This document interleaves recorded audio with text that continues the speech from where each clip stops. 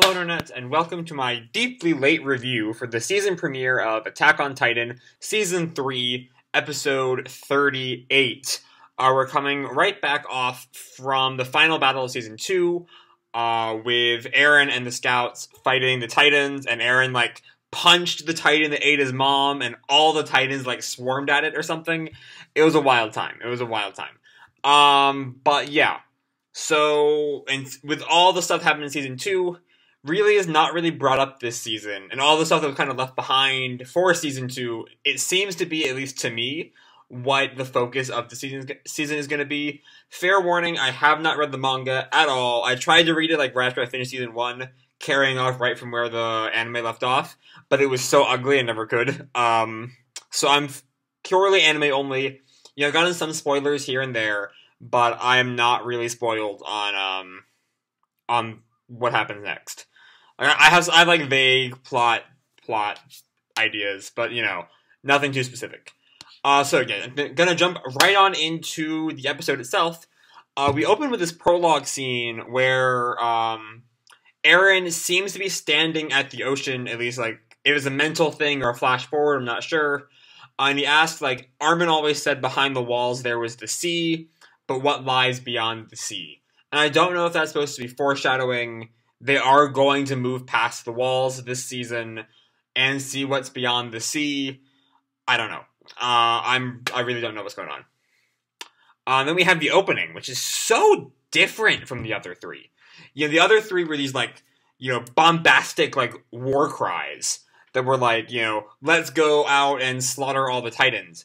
And this just wasn't. It was slow. It was kind of haunting. There was not a Titan in sight. If you don't count, the human forms of Titans, we saw,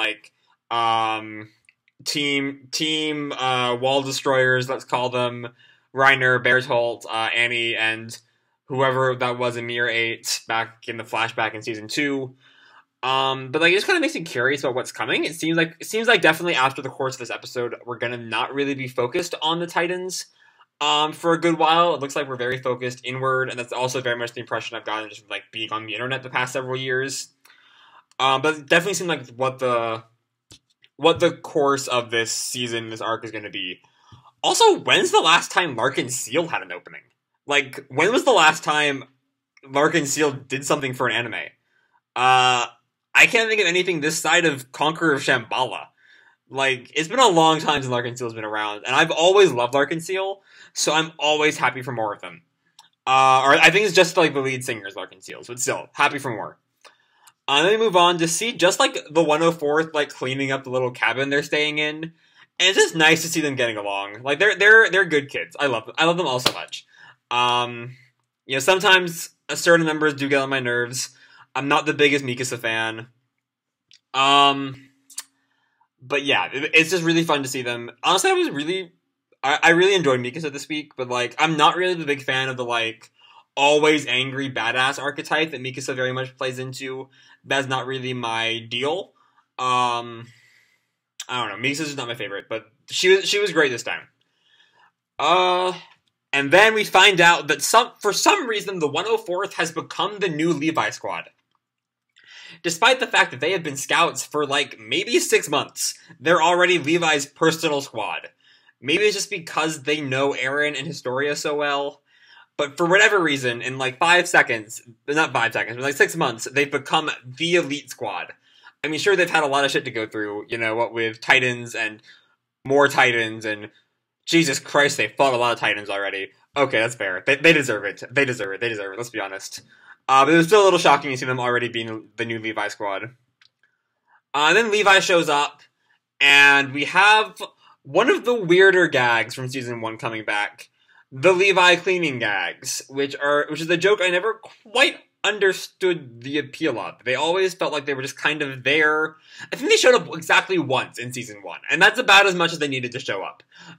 They didn't really do much to Levi's character. They didn't really tell me anything about him. They weren't really funny, even. They were just kind of there.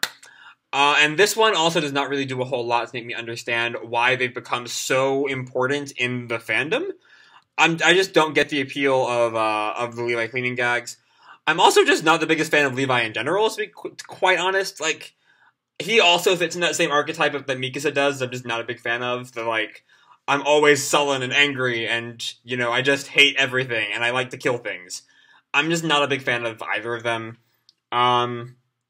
Though with the like sprinkling of Levi backstory we get towards the end of the episode, it's perfectly possible this arc will drastically change my opinion of Levi. We'll have to wait and see, because at the moment I'm just not a big Levi fan.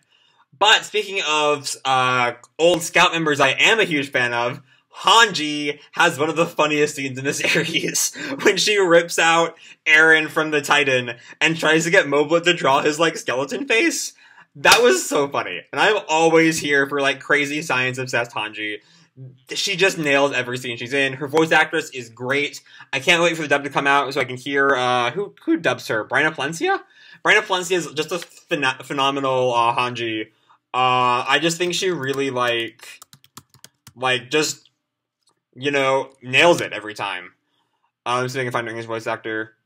I'm not looking for Remy Park. That's the dub version, the sub version. Anyway, where was I? Let's see.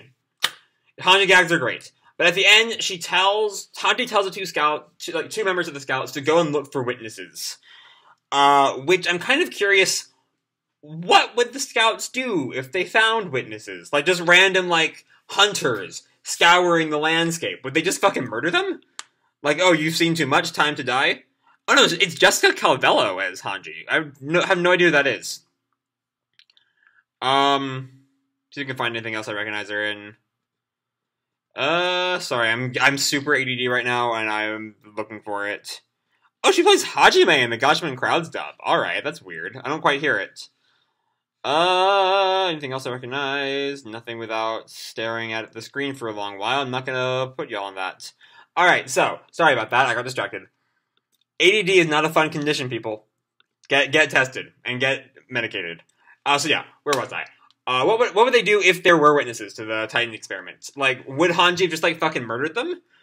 I mean, that doesn't quite seem like in character. Maybe they should just imprison them and find out how much they knew, but even that just seems a little much. It was just a weird scene. But then we have who we eventually find out to be Kenny the Ripper. And the bald guy who shot the other scout at the end of the episode shows up, or are in the distance watching all of this. So there are witnesses, and given that we find out that, sorry, my phone's beeping at me. It's not important. Given that we find out that they are being hired by not the capital, the royal family, it seems like, I mean, I guess that the royal family wouldn't know about all this, but it just seems that, I don't know. I don't know what's going on there. Then where were we? So then we see, it's great to see Connie, with distinct motivations. In the past, he's always just been kind of, he's a great character and he's really funny. But he's never really had a specific goal other than, I want to kill all the Titans. And giving him a specific enemy in the Beast Titan, I think, is a great way to really move his character going forward. He now has, every character with a specific goal always just seems more defined than characters with a bit more abstract goals. Jean, I love Jean, but Jean is just kind of, he wants to be the best because he wants to be the best, as far as I can tell. And so he's a great character, especially in the latter half of season 1. I hated him in Trust. But as we move forward, I grew to love him. But it's great to see Connie being a bit more solidified. What with everything that happened in Ragako, and, his specific hatred of the Beast Titan.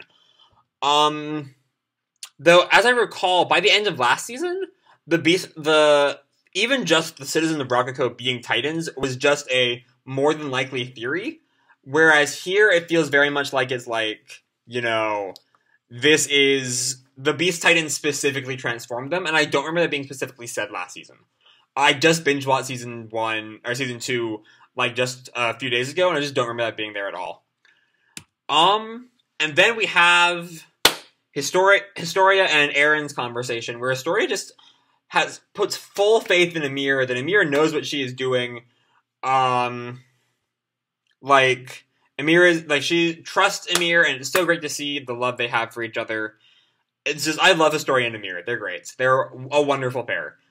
And then we have Hanji shows up again and reveals that Pastor Nick has been murdered. And we see a flashback of that whole interaction where Hanji tries to get information on the MPs.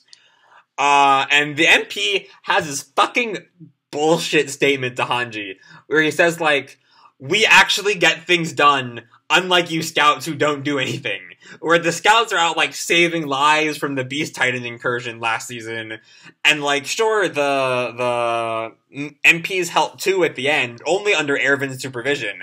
And we saw them, like, goofing around before the Stoics arc last season, right? Or season 1, right? Like, they did fucking nothing. They're useless. They're fucking useless. But the MPs are, like, very much, you know, out being enforcers for the king, and not very subtle about it either. And Hanji, like, fucking declares war on the MPs, and holy shit, it's cool. Like, midway through the sentence, she shifts being, like, keeping up her act of being a personal friend of Nick, and then it's like, oh yeah, also, fuck you. Fuck you and everything you fucking stand for. Every single MP is gonna die. And, like, I love Hanji. Hanji's the fucking best. And then she, like, you know, is, like, rubbing the hand of the MP, and I love, like, just the trick she had to like, the way she, like, sussed out, like, when I first watched it, I was like, why is she just rubbing this guy's hand? And it's like, oh, because they were so beat up, it's obvious that he was the one who beat up Nick. And that was a cool scene. And then we see, so she's telling all this to the people, and then, forget her name, it's like Nifa or something, she's the one who's eventually killed by Kenny at the end of the episode. She shows up and like, oh yeah, the MPs are coming to kill us all. And we see the MPs at the cabin right after the scouts escape. And they just look so fucking fake.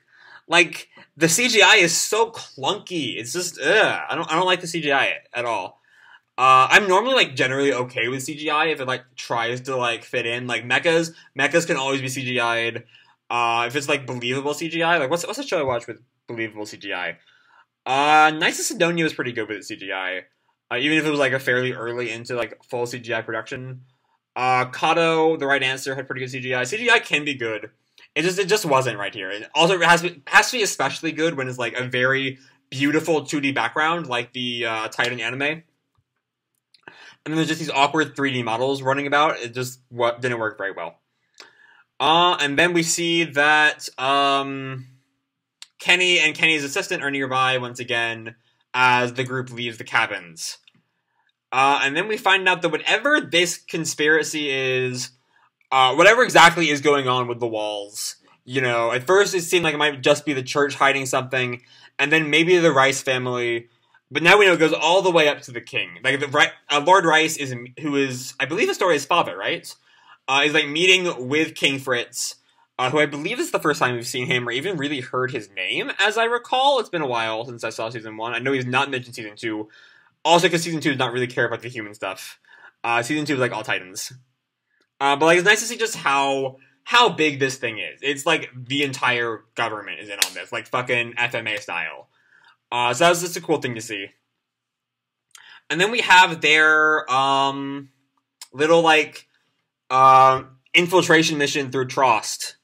That was just full of nice callbacks to Season 1, including having Jean be Aaron's body double, which was always a great joke in Season 1.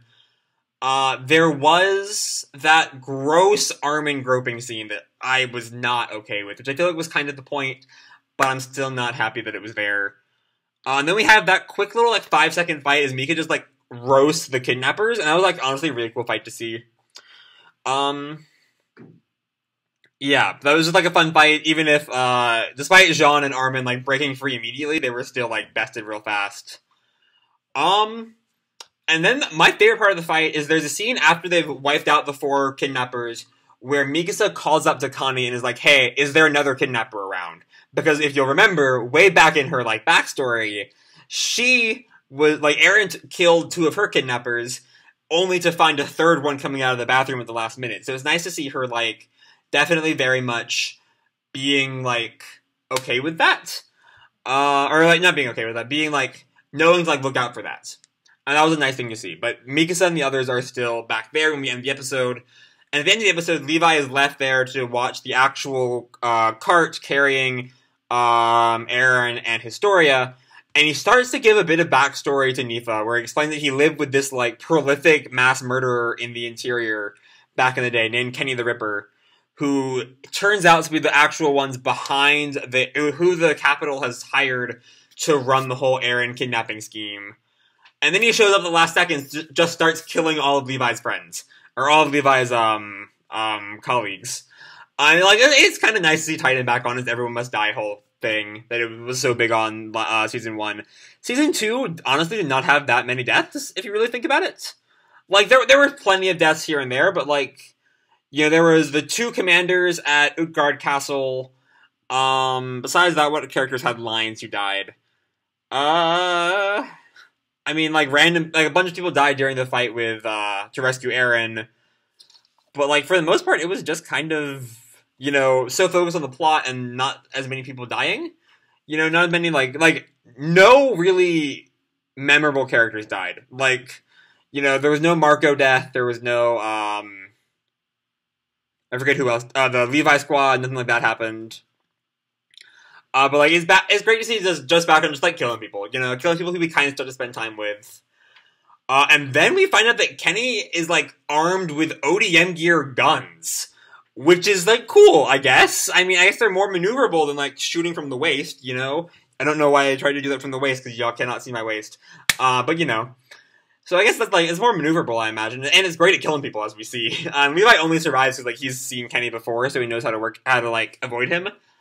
I will say that the preview, it seems to suggest a bit of familiarity with Kenny that I feel like just isn't there. You know, unless you're a manga reader, you've like never heard of Kenny, unless you're a manga reader or even watching the trailer, which I have, you like never heard of Kenny before this episode.